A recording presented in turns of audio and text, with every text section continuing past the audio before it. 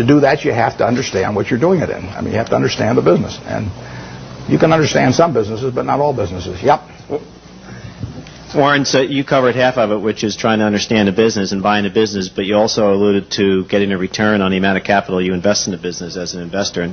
And that comes back to what are you paying for the business. How do you determine what you think is a fair price to pay for the business? It's a tough thing to decide, but I don't want to buy into any business I'm not terribly sure of.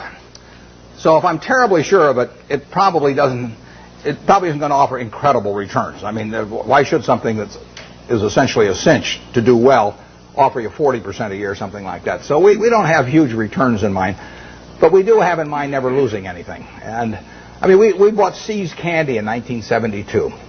See's Candy was then selling 16 million pounds of candy at $1.95 a pound, and it was making 2 bits a pound or $4 million pre-tax. We paid $25 million for it. Took no capital to speak of. When we looked at that business, basically my partner Charlie and I really decided whether there was a little untapped pricing power there. In other words, whether that $1.95 box of candy could just as easily sell for $2 or $2.25. If it could sell for $2.25, another 30 cents a pound was $4.8 million on 16 million pounds, which on a $25 million purchase price was fine. We didn't do any, we've never hired a consultant in our lives. Our idea of consulting is go out and buy a box of candy, and eat it. But what we did know was that they had share of mind in California. I mean, there was something special. Every person in California had something in their mind about See's Candy, and overwhelmingly was favorable. They had taken a box, Valentine's Day, and given it to some girl, and she'd kissed him. If she'd slapped him, we'd have no business. But as long as she kisses him, that's what we want in their mind. See's Candy getting kissed. And if we can get that in the minds of people, we can raise prices. And I bought that I bought it in 1972. Every year I raise the price on December 26th. I raise it the day after Christmas so that everybody, because we sell a lot at Christmas. In fact, we'll make $60 million this year. We'll sell 30 million pounds, make $2 a pound. Same business, same formulas, same everything. $60 million still doesn't take any capital. And we'll make more money 10 years from now. But of that $60 million, we make about $55 million in the 3 weeks before Christmas. And our company song is "What a Friend We Have in Jesus." I mean, it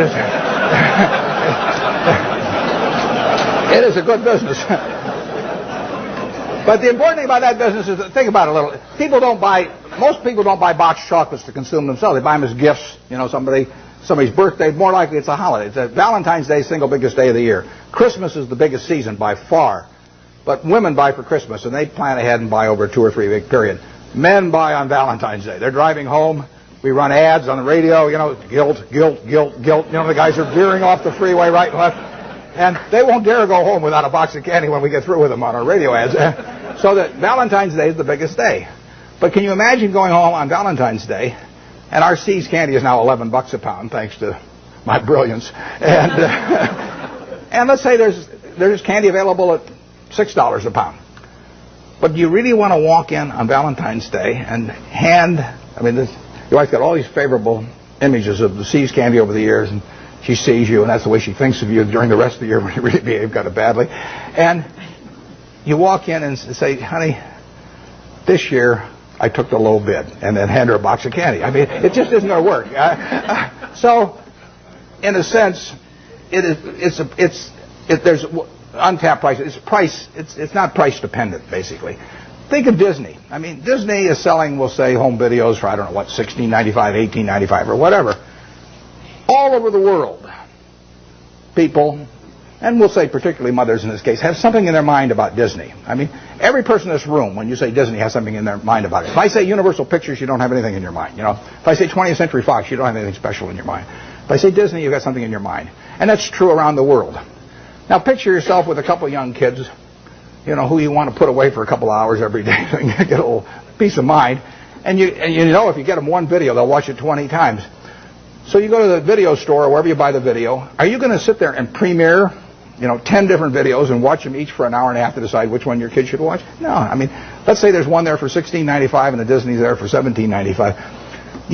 If you take the Disney video, you're going to be okay.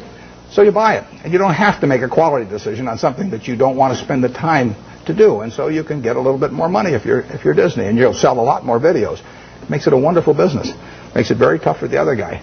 How would you try to create a brand? DreamWorks is trying, but how would you try to create a brand that competes with Disney around the world and to replace the concept that people have in their minds about Disney with something that says Universal Pictures, so that the mother's going to walk in and pick out a Universal Pictures video in preference to a Disney. It's not going to happen. Coca-Cola is associated with people being happy around the world. We're every place they're happy. We're at Disney World or Disneyland. We're at the World Cup. We'll be at the Olympics. We're every place where people are happy. Happiness and cocoa together. Now, you give me, I don't care how much money, and tell me that I'm going to do that with RC Cola around the world and have 5 billion people that have a favorable image in their mind about RC Cola. It can't get done. And you can fool around with you can do anything you want to do. You can have price discounts on weekends and everything, but you're not going to touch it. And that's what you want to have in a business. That's the moat. And you want that moat to widen.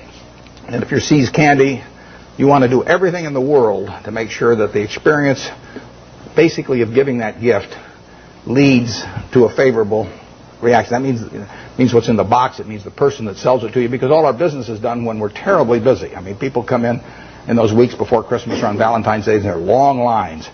So at 5 o'clock in the afternoon, some woman is selling the last person the last box of candy, and that person's been waiting in line for maybe 20 or 30 customers. And if the salesperson smiles at that last customer, our moat is widened. And if she snarls at him, our moat is narrowed. We can't see it. It's going on every day, but that's the key to it. I mean, it's the total part of the product delivery is having everything associated with it, say, See's Candy, and something pleasant happening. And that's what business is all about. Yep.